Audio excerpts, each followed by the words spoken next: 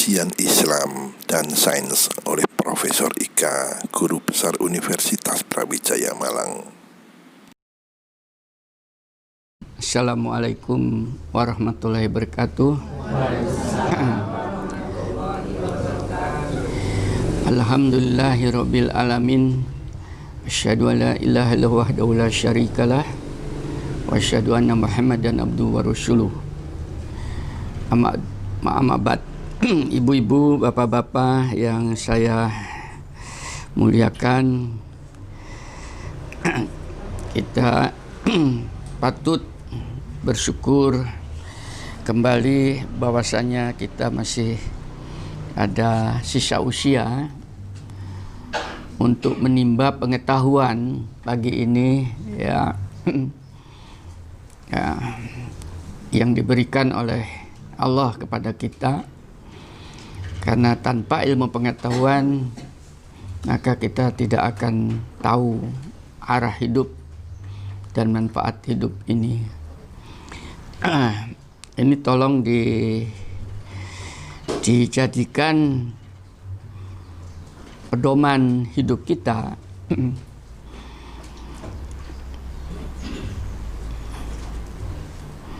Bedanya kita dengan makhluk lain itu karena kita diberi kesempatan berpengetahuan seluas-luasnya oleh Ilahi dengan perangkat yang ada pada diri kita dan bisa mengejawantahkan atau membuktikan atau mengamalkan pengetahuan itu sebagai perbuatan keseharian kita. Ini perlu didasarin dulu ya.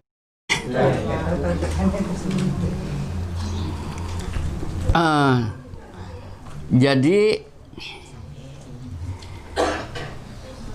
potensi manusia itu dibandingkan makhluk-makhluk Allah yang lain, yaitu memiliki pengetahuan yang seluas-luasnya itu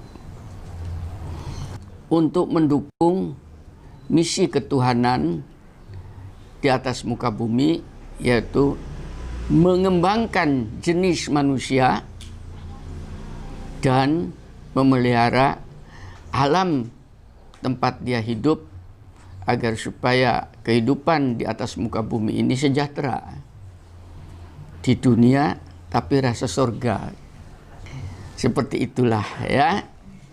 Nah, itu dulu diterima dulu.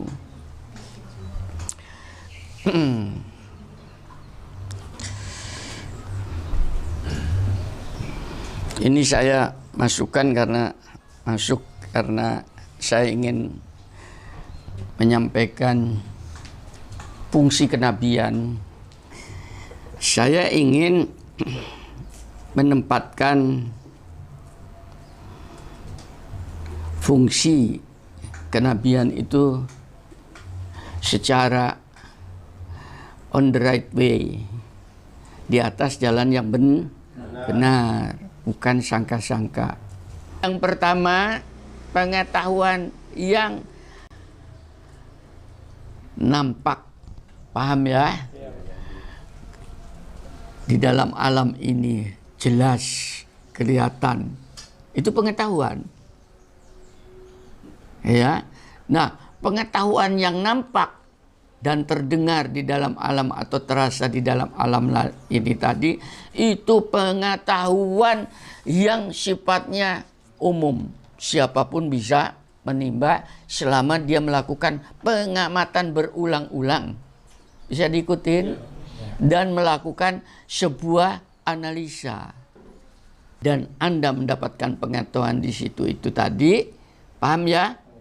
Pengetahuan itu bermanfaat enggak untuk orang? Bermanfaat. Pada saat Anda mengunduh dan mendapatkan azas manfaat tadi, itu ajaran Islam bukan?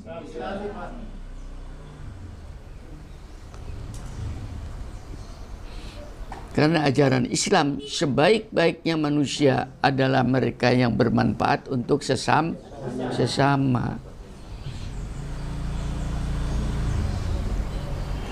Ini yang hilang. Pengetahuan dasar seperti ini hilang.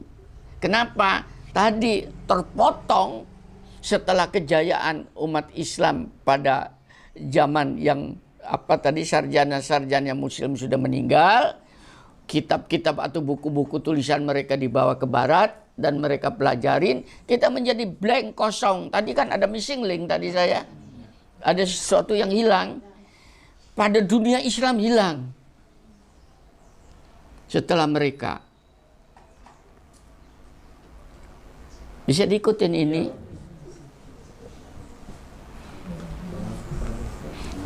Sehingga di barat lah muncul pengetahuan. Makanya ada istilah enrichment.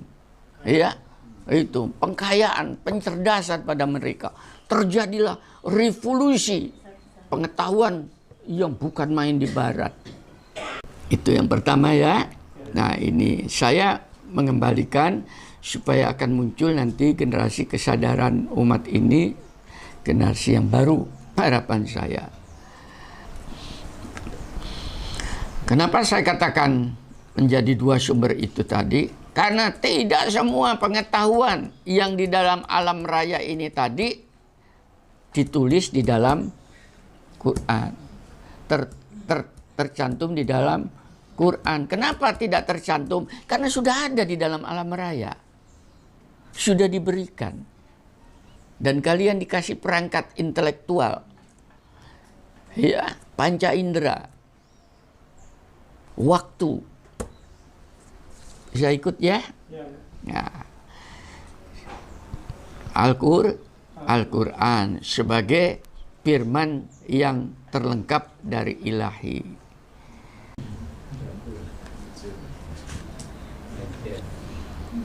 Pak, Ya. bedanya uswah, hadis sama sunnah Rasul itu seperti apa? Gini, ini pertanyaan ibu ini bagus. Apa sih Quran, hadis, dan sunnah Rasul? Itu apa? Quran itu firman Allah. Paham ya? Yang isinya adalah penyempurnaan daripada firman-firman sebelumnya. Paham ya? Itu tadi satu. Sunnah Rasul itu ada pengewajatakan Rasul terhadap firman. Paham? Satu contoh, aqimus sholah wa atuz zakah. Di Quran tidak ada bagaimana pelaksanakan sholat, tapi disuruh menegakkan sholat. Rasulullah kemudian memberikan contoh. Nah, pertanyaan ini tadi, kok tahu Rasulullah firmannya tidak ada? Paham ya? Ada 2 rakaat, ada 3 rakaat, ada 4 rakaat. Paham ya? Ada duhur, ada asar, dan sebagainya.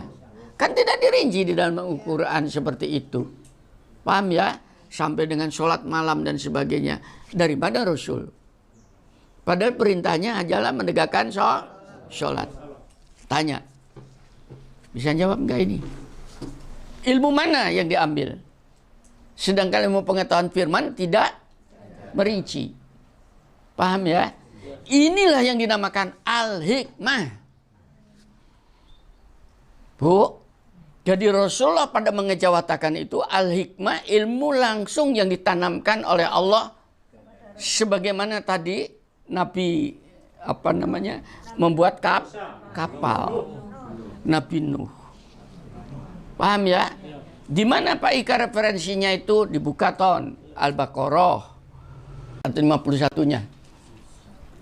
Sebagaimana kami telah mengutus kepadamu seorang Rasul. Nah, dari kalangan kamu sendiri yang membacakan ayat-ayat kami, mensucikan kamu dan mengajarkan kepadamu kitab dan hikmah. Nah, paham ya? Kitab ini adalah firman. Al-hikmah itu ilmu lain. Eksplisit ditulis itu. Paham ya? Ini tidak dipelajarin. Saya nggak ngerti orang Islam ini belajar apa sih. Terus langsung kepada siapa saja. Termasuk para nabi dan ibu juga punya peluang untuk mendapatkan hikmah. Paham ya? Apabila layak. Apabila layak. Loh iya, karena itu kelayakan menurut Allah.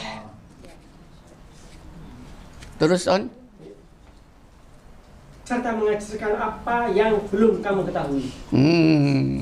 Sudah. Jadi mengajarkan apa yang tidak diketahui. Bisa diikutin ini. Jadi Nabi kok tahu begitu? Diajarin. Al-hikmah. Firmannya hanya itu. Nah, seluruh firman yang kemudian oleh Rasul itu dijawatahkan, dipraktekkan, ya itu namanya sunnah Rasul. Paham ya? Sunnah Rasul di sini bukan pengertian itu wajib sunnah, bukan ya. Tapi sunnah Rasul ada perbuatan Nabi, perkataan Nabi, contoh Nabi. Paham ya? Dalam rangka untuk mengejawatakan firman ilahi. Bukan al-hadis. Saya terangkan. Bukan al-hadis, bukan ilmu hadis. Ini ngerti nggak? Bingung ini. Pertanyaannya Pak, Al-Quran sendiri itu disebut juga hadis. Ya, pengertiannya. Bisa saja bahasa Aris, tapi bukan ilmu hadis baru diketemukan 200 tahun setelah kenabian. Jadi baca sendiri. Begini, Al-Quran itu adalah ahsanal hadis. Kenapa? Di dalam surat 923 itu Allahu nazala ahsanal hadis. Karena terjemahkan apa artinya di situ? Perkataan yang paling baik. Perkataan yang paling baik. Tapi bukan ilmu hadis. Lu iya. Itu kan bahasa Arab. Bu, kalau bahasa Arab, Ibu ngatakan haram itu pengertiannya beda. Loh, Ibu masuk tempatnya laki-laki, haram. Haram ngerti nggak? Saya naik mobil dengan istri saya waktu haji. Ya, naik bis. Di situ ada bapak-bapak, saya dengan istri saya. Haram, tidak boleh istri saya yang saya dibolehkan, ngerti nggak? Tapi haramnya itu dilarang perempuan naik, ngerti nggak? Khusus itu untuk laki-laki. Saya bilang, ini istri saya, mau dibuang kemana? Kenapa kemudian orang mengartikan kemudian menjadi hukum Islam adalah Quran dan hadis? Itu diambil dari ilmu hadis. Jadi bukan dari perintah Allah ya harus. Bukan, itu ilmu hadisnya berbunyi gini. Artinya, kutinggalkan untuk kalian dua perkara. Takkanlah kalian akan tersesat selama-lamanya. Selama masih berpegang kepada keduanya. Yaitu kitabullah dan sunnah Rasulnya.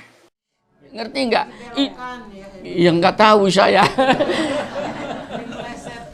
Diplesetkan. Itu di hadis kata-kata itu.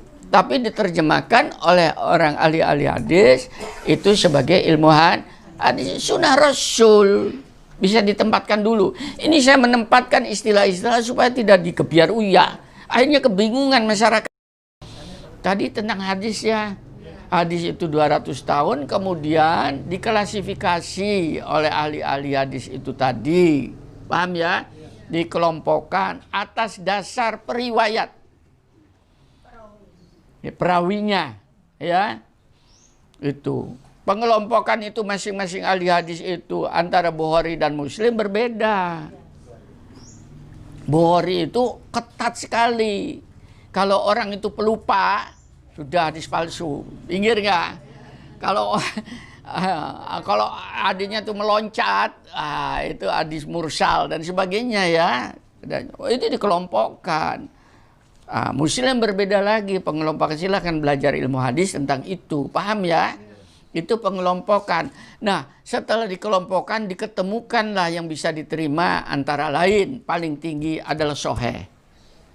Ya, ini dalam bahasa kitanya valid. Validitas atas dasar periwayatnya itu tadi. Paham ya? Itu sahih enggak? Itu. Yang kedua, mutawatir. Artinya hadis itu didengar banyak orang, sehingga tidak mungkin terjadi pembohongan, karena ya mungkin paling rendah adalah Hasan. Hasan itu baik posisinya, bisa dipakai. Tapi sekarang di dalam masyarakat, hadis mursal, doib, tidak tahu jelasnya dipakai hanya untuk apa? Untuk menggulkan kehendaknya. Paham ya? Hati-hati. Itu dari sisi perawi. Ya.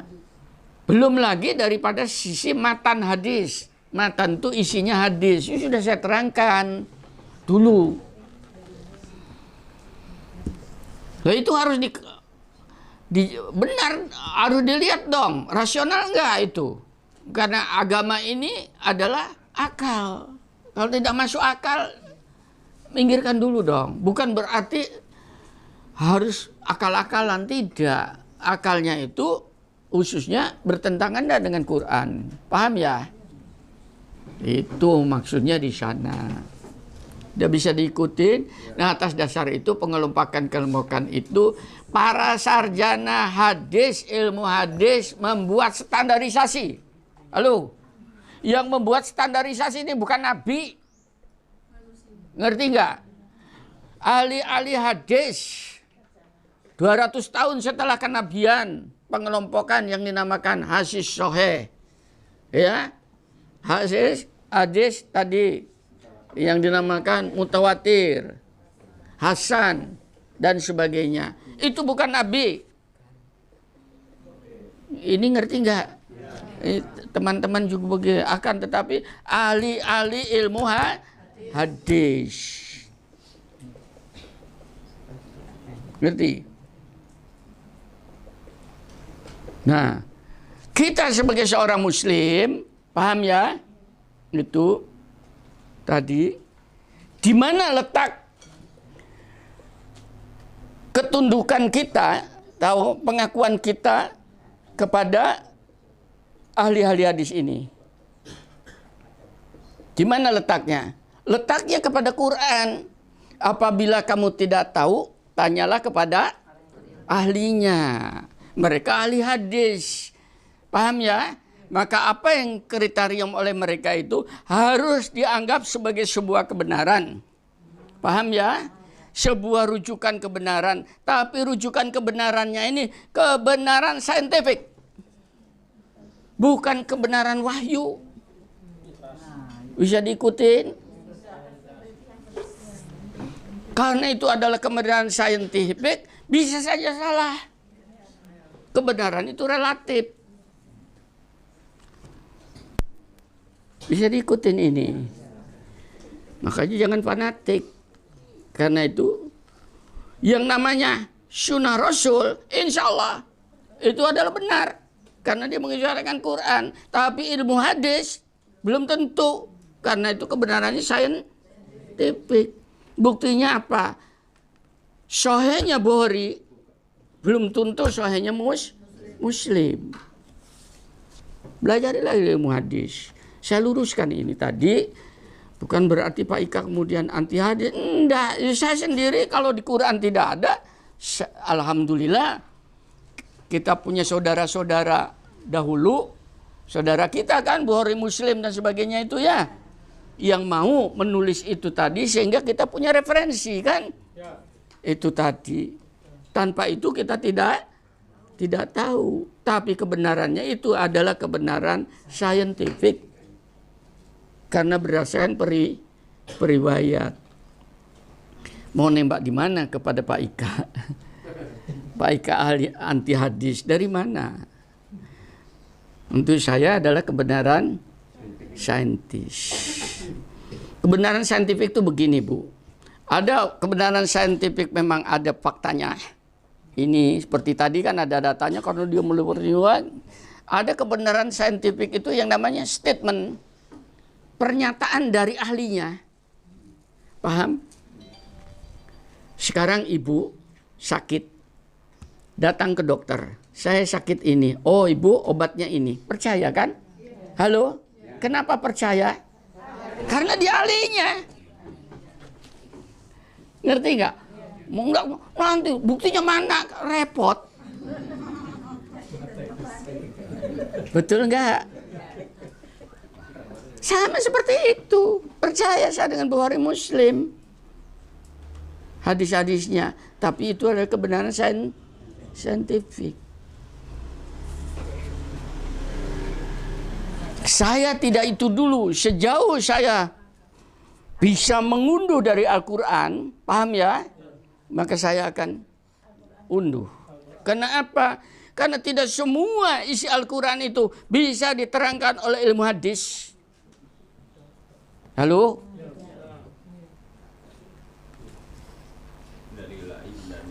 Halo? Nggak bisa. Itu tadi contoh tadi. Aku turut pentir.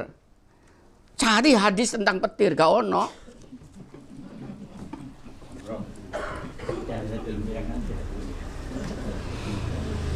Perhatikanlah unta. Disuruh perhatikan tuh ayat kan itu. Quran. Cari hadis tentang unta. Ya pas-pas nonton unta. Nabi naik unta dan sebagainya. Tapi apa dimaksud itu tidak ada. Perhatikan bahwa ada di dalam lautan itu ada laut yang bertawar dan yang satunya asin. Bertemu tapi tidak bercampur, memisah. Ikannya beda.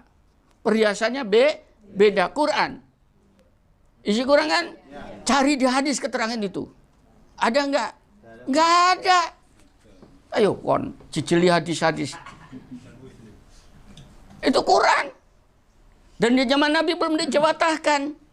Karena apa? Pengetahuan tentang oceanografi, oceanologi belum ada. Ilmu kelautan sekarang fakultas perikanan dan kelautan. Kan baru berkembang sekarang. Halo? Dengan itu harapannya dengan membaca Quran dong tentang ilmu kelautan. Halo? Sehingga dengan berkembang itu kamu mendapatkan palung air tawar di tengah laut. Mau belajar di hadis di mana? Mayoritas hadis itu berbicara tentang iman, tentang sholat, tentang masa-masa peribadatan.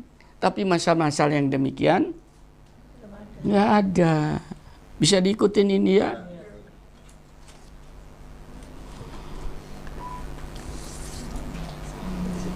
Ini mulai puas Bu ya.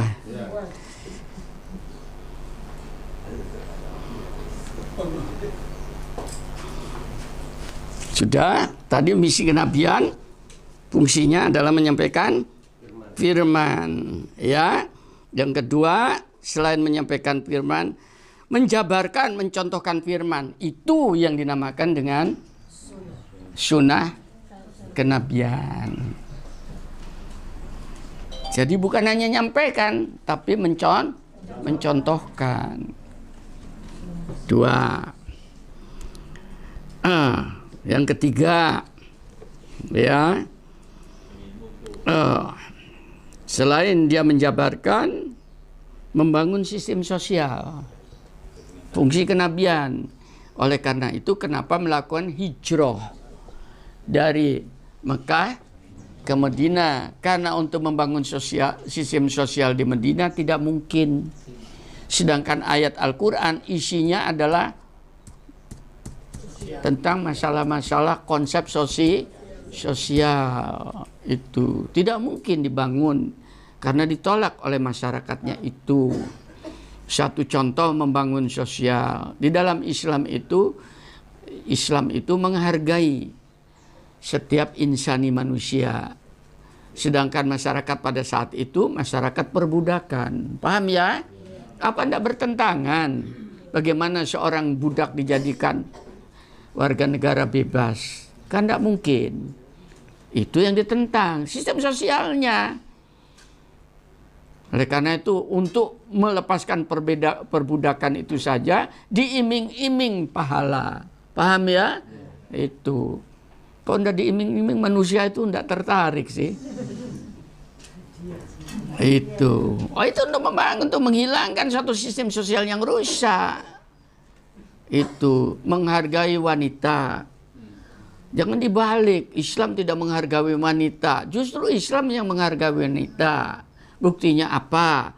Seorang anak ditanya, siapa yang dihormati? Ibumu, ibumu, ibumu. Paham ya? Apa bukan wanita itu? Baru. Kalau sudah itu bapakmu.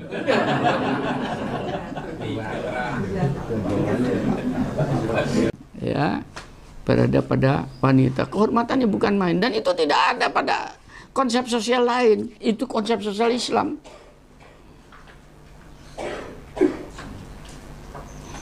Nah kan sekarang dijauhkan antara wanita dengan laki-laki.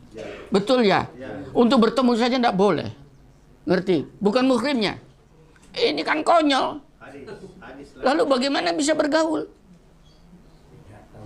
Tidak boleh. Bagaimana kalian bisa bertebaran di kenal mengenal satu bangsa dengan bangsa lain? Ini yang lebih susah itu di Fakultas Kedokteran, Bu. Anak saya tuh kasihan teman-temannya. Kenapa? Muslimah yang sudah pakai kudung yang lebar ke bawah itu pada saat praktikum yang dijadikan sampelnya itu laki-laki, haram, sudah Melayu. Nah, terus gimana praktikumnya? Aduh, haram.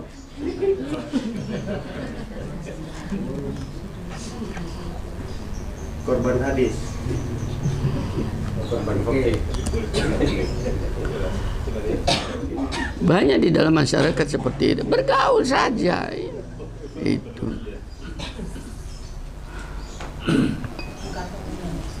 Ya saya juga enggak tahu dari mana. Ya kadang mengambil sepotong-sepotong. Misalnya tundukan pandangan.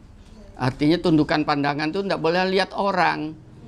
Kan kalau diambil, hendaklah kami laki-laki atau wanita muslimah tundukkanlah pandangan. Diambil, ngerti nggak?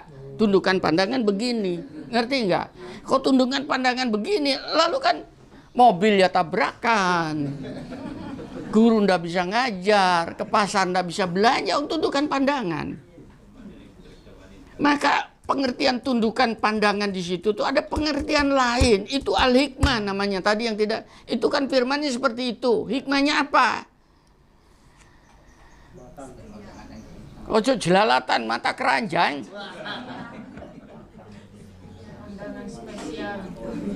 Akhirnya di dalam konsep sosial lebih konyol lagi karena wanita dikasih geber.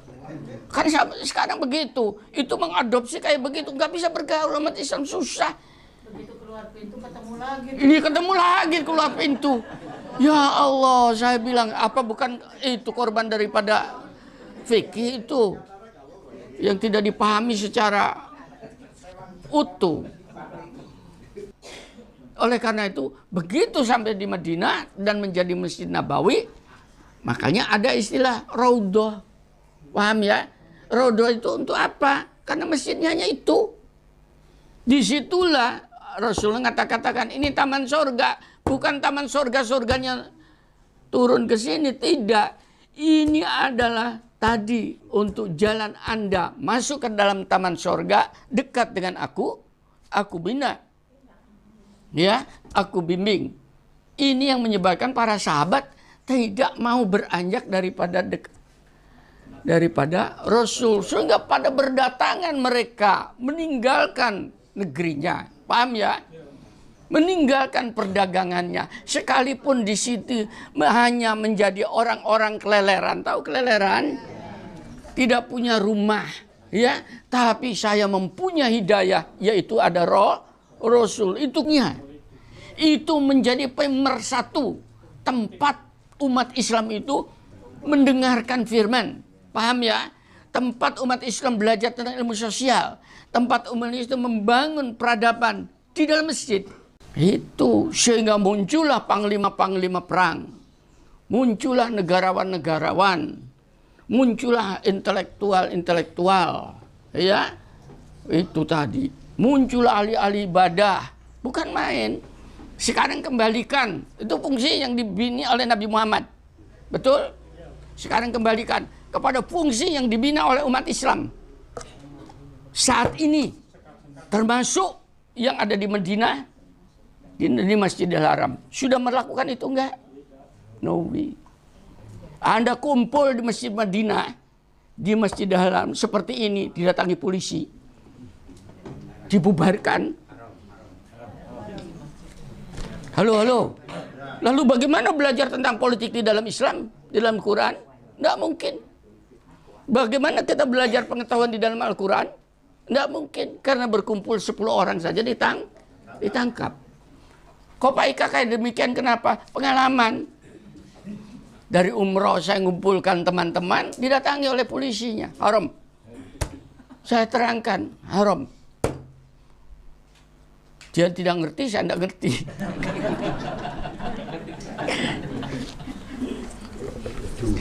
Halo. Nah, itu apa bukan korban dari kaum orientalis tadi, dijauhkan supaya umat Islam itu tidak mempelajari isi Quran. Saya sudah ngomong lama. Ini orang Arab ini akan tertinggal lagi nanti, makin jauh. Sekarang dari sisi ekonomi jatuh. Sumber daya ini Saudi Arabia ya.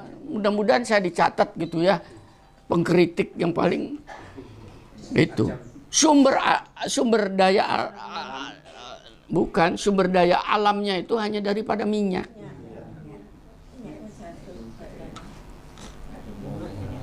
Kalau minyaknya itu nanti ya, karena teknologi berubah, paham ya? Maka energinya berubah, tidak menggunakan minyak, energi surya, energi angin, energi nuklir. Habis nggak minyak tadi? Dari mana mereka akan menghidupkan? Dari hati. Enggak ada. Dia akan kembali kepada zaman onta, beternak onta nanti. Lu sungguhan. Saya ingatkan gini kepada saudara-saudara saya di Saudi Arabia. Kasihan mereka punya duit kayak demikian. Saya sudah katakan, uang triliunan kayak demikian untuk apa? Hanya membuat rumah mewah di Eropa. Iya kan, buat istana di Eropa. Untuk apa? Buat peternakan itu yang namanya ternak-ternak kambing, ternak onta. Onta saja hampir habis. Dan itu gampang. Kalau kalian tidak bisa, ini banyak fakultas peternakan dari sini.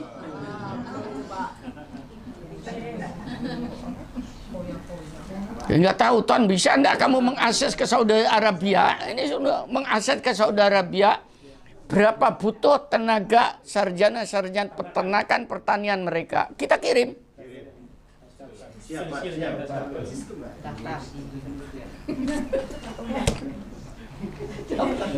Lu sungguhan saya ingat yang begitu. Kalau pertanian dari dulu.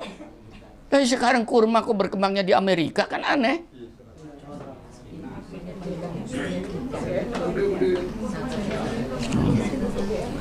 Watini wa zaitun, demi buah tin dan buah zaitun. Quran disebutkan. Sekarang ada perkebunan tin dan zaitun nggak di sana? Nggak ada.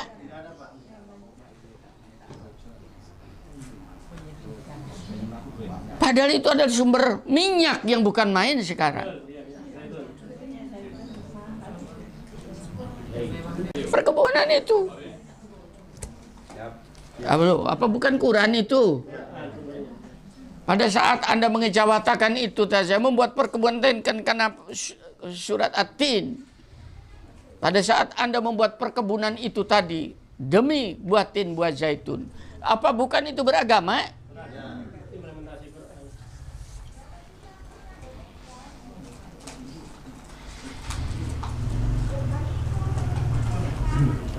Ya, itu tadi membangun sistem sosial.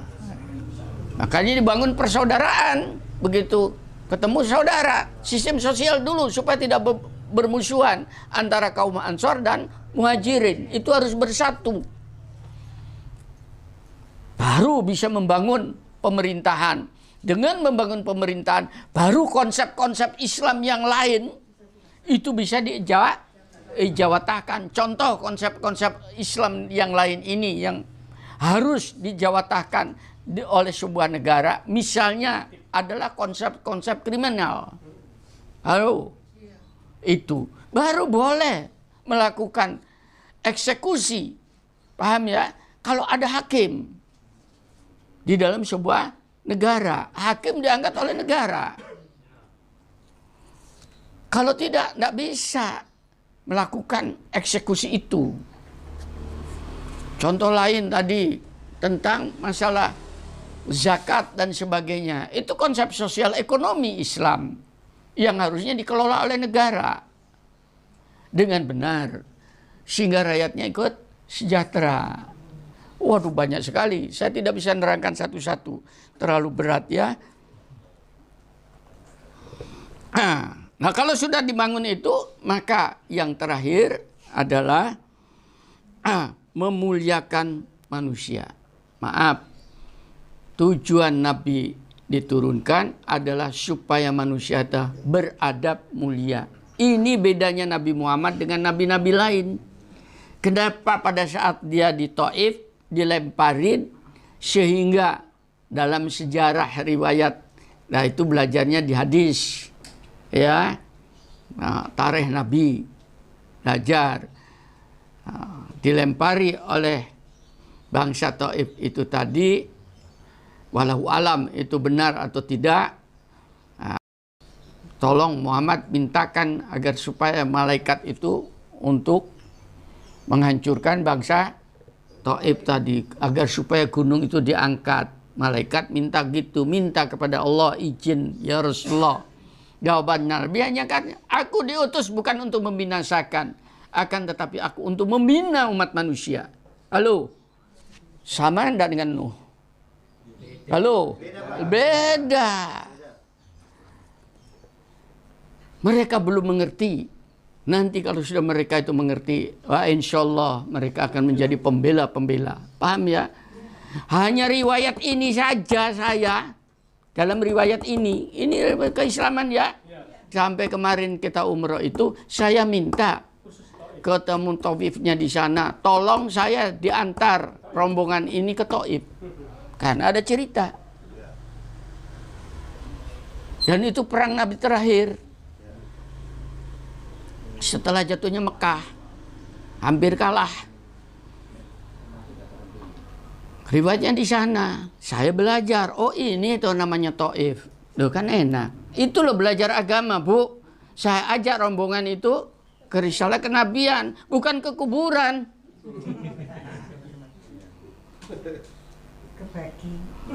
Loh enggak, kemarin tuh ada SMS, kami masyarakat di Banten itu ajak ke pantai utara kuburan dulu. Gimana Prof? Katanya menurut Prof, penyesatan. Jangan diikutin. Kalau mau kayak begitu, ikut Pak Ika, tak tunjukkan. Yang lalu kan, kenapa ini Mekah ini, ya, begitu dimuliakan oleh Allah sampai digerojok 3 nabi di situ diutus. 3 nabi, ya, Ibrahim, Ismail, dan Muhammad. Bukan main itu.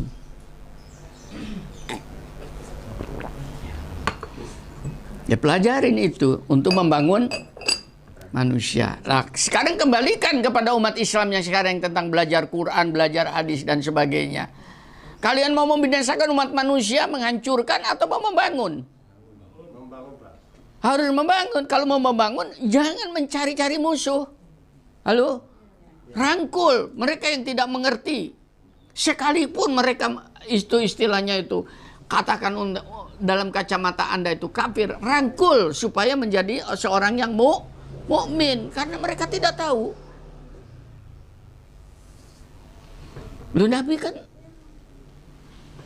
sahabat-sahabat Nabi itu kan banyak yang kafir tadinya, paham ya? Umar bin Khattab kurang apa? Itu tadi. Sampai panglima perangnya dalam perang Uhud, Khalid bin Walid, ya, sehingga terbunuhnya Hamzah. Coba, itu panglima perang dan hancur itu pasukan Nabi itu oleh Khalid bin Walid. karena strategi perangnya hebat. Tapi begitu mendengar dan karena dia seorang yang cerdas, ya, setelah perang Uhud tadi itu hebat sekali, didatangi Nabi Muhammad, berdua datang ke sana, sehingga kaget semua. Iya, di Madinah. Mana Rasulullah? Semua sudah saya memadam, bawa pedang. Sahabat sudah berdiri semua. Ngerti enggak? Datang, ya Rasulullah, sekarang saya berbaiat kepada engkau. Paham ya? Aku mengimani tentang Tuhanmu dan mengimani tentang dirimu. Ini pedang yang dulu memusuhi risalah kenabianmu, sekarang akan menjadi pembela risalah kenabian. Lu bukan main. Ya? Makanya dikatakan oleh Rasulullah, titelnya itu Saifullah, pedang Allah. Karena tebasannya sampai mati, perang di mana-mana dia selalu menang. Ya, itu tadi. Pasukan Roma di timur itu kocar-kacir karena strategi dia. Apa bukan ahli strategi itu? Ini kemanusiaan yang dibangun, makanya jangan dimusuhin lah, dirangkul, ya.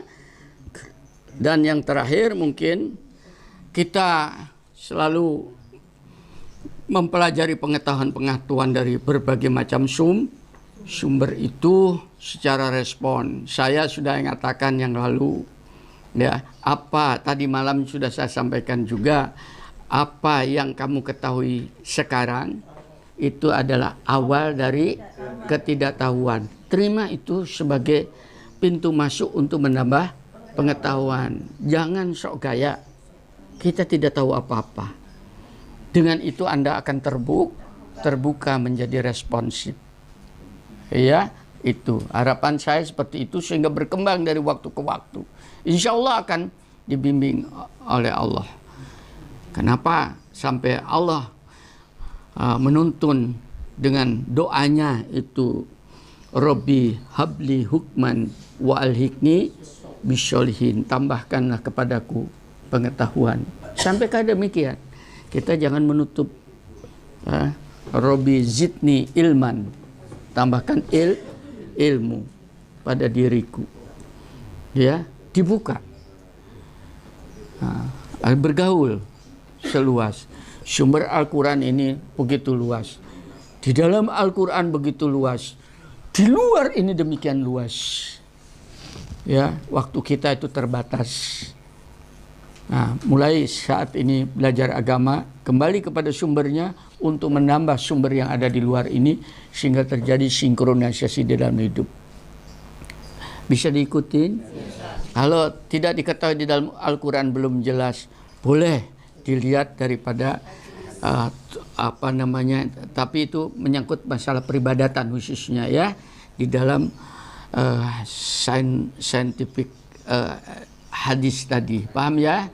Itu ikuti yang hadis-hadis sahih, khususnya peribadatan ini, ya, itu menyangkut masuk peribadatan. Kemudian Anda juga bisa menambah sumber-sumber pengetahuan yang sekarang sudah banyak, yang di dalam hadis tidak ada, akan tetapi pengetahuan di luar banyak, paham ya? Itu ilmu prediksi tentang cuaca, paham ya? Itu bukan dukun, itu pengetahuan bagaimana meramal cuaca. Itu bidang saya, meramal cuaca, meramal datangnya hama penyakit, epidemiologi namanya, ya, jadi pengetahuan. Itu ada perkembangan begitu. Mudah-mudahan bapak-bapak, ibu-ibu, ini tadi kalau kita sudah di atas jalan itu, kita mendapatkan itu yang dinamakan syafaat Allah, ya, di atas muka bumi. Syafaat Allah itu artinya adalah merupakan perlindungan Allah di dalam sisa perjalanan hidup ini. Kehadiran Anda semua dalam pertemuan ini menjadi bagian dari menghidupkan agamanya dan membela serta membesarkan namanya. Alhamdulillahirabbil alamin. Assalamualaikum warahmatullahi wabarakatuh. Nah, pertanyaan saya, sejak zaman Nabi Muhammad sampai dengan sekarang, apa yang sudah dihasilkan oleh umat Islam yang sudah mengimani Quran sebagai sebuah mukjizat? Tidak ada. Kedokteran pernah zamannya, ya, tapi kedokteran dasar itu. Makanya ada buku itu Al-Kanun itu di Barat itu menjadi Avicenna, yaitu ya di Barat menjadi buku kedokteran dasar itu, ya, dasar-dasar ilmu kedokteran digunakan. Tapi habis begitu, karena tahu bahwasanya orang Islam di timur itu tadi maju demikian kedokterannya, matematiknya pada zamannya, ya, Ibnu Rushd, Avicenna, ya, dan sebagainya itu saintis itu dia menguasai Quran dan dia menguasai pengetahuan, maka berkembanglah timur pada saat Barat itu masih dalam abad kegelapan namanya. Kegelapan, mereka belum tahu teknologi. Ya, di timur sudah ada. Kenapa ada? Karena ada informasi dari wahyu itu tadi digali oleh mereka. Lalu diikutin ini ya. Nah, itu semua. Hanya sayang setelah kemudian Barat itu maju, bangkit, setelah mulai pengalamannya seluruh pengetahuan di timur diambil. Paham ya? Khususnya adalah di Baghdad, karena ditulis oleh sarjana-sarjana Muslim di sana itu tadi. Diambil oleh mereka, dipelajari, Bu. Waktu itu belum ada hak paten.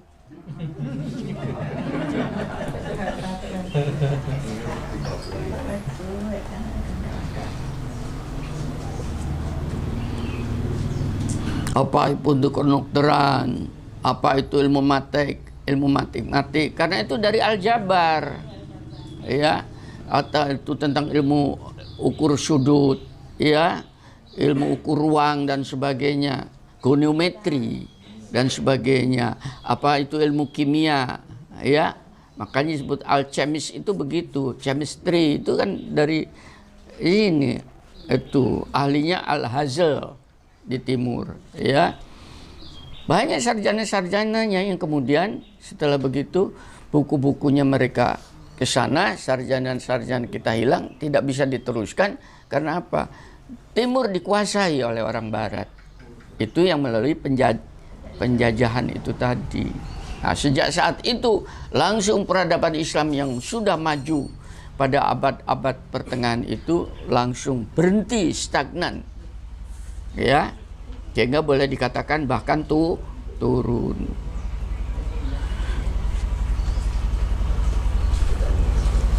Nah, orang Islam ingin bangkit kembali, sudah ketinggalan oleh orang Barat di dalam mengunduh pengetahuan, sehingga dalam kebingungannya inilah kemudian orang-orang Islam mau menghidupkan Islamnya itu nggak tahu jalan gimana cara menghidupkan Islam itu tadi. Bingung kan? Dan yang terakhir mungkin kita selalu mempelajari pengetahuan-pengetahuan dari berbagai macam sumber itu secara respon. Saya sudah mengatakan yang lalu, ya, apa tadi malam sudah saya sampaikan juga, apa yang kamu ketahui sekarang itu adalah awal dari ketidaktahuan. Terima itu sebagai pintu masuk untuk menambah pengetahuan. Jangan sok gaya, kita tidak tahu apa-apa. Dengan itu Anda akan terbuka menjadi responsif. Ya, itu harapan saya seperti itu, sehingga berkembang dari waktu ke waktu. Insya Allah akan dibimbing oleh Allah. Kenapa sampai Allah menuntun dengan doanya itu, Robbi habli hukman wa alhikni bisyolihin, tambahkanlah kepadaku pengetahuan. Sampai ke demikian, kita jangan menutup. Robbi zidni ilman, tambahkan ilmu pada diriku. Ya, dibuka. Bergaul seluas. Sumber Al-Quran ini begitu luas. Di dalam Al-Quran begitu luas. Di luar ini demikian luas. Ya, waktu kita itu terbatas. Nah, mulai saat ini belajar agama, kembali kepada sumbernya untuk menambah sumber yang ada di luar ini sehingga terjadi sinkronisasi di dalam hidup. Bisa diikuti? Kalau tidak diketahui di dalam Al-Quran belum jelas, boleh dilihat daripada tapi itu menyangkut masalah peribadatan khususnya ya, di dalam scientific hadis tadi, paham ya? Itu ikuti yang hadis-hadis sahih khususnya peribadatan ini ya, itu menyangkut masuk peribadatan. Kemudian Anda juga bisa menambah sumber-sumber pengetahuan yang sekarang sudah banyak, yang di dalam hadis tidak ada, akan tetapi pengetahuan di luar banyak, paham ya? Itu ilmu prediksi tentang cuaca, paham ya? Itu bukan dukun, itu pengetahuan bagaimana meramal cuaca.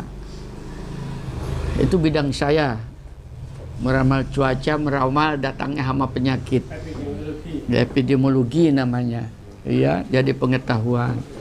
Itu ada perkembangan begitu. Mudah-mudahan bapak-bapak, ibu-ibu, ini tadi kalau kita sudah di atas jalan itu, kita mendapatkan itu yang dinamakan syafaat Allah ya, di atas muka bumi. Syafaat Allah itu artinya adalah merupakan perlindungan Allah di dalam sisa perjalanan hidup ini. Kehadiran Anda semua dalam pertemuan ini menjadi bagian dari menghidupkan agamanya dan membela serta membesarkan namanya. Alhamdulillahirabbil alamin. Assalamualaikum warahmatullahi wabarakatuh.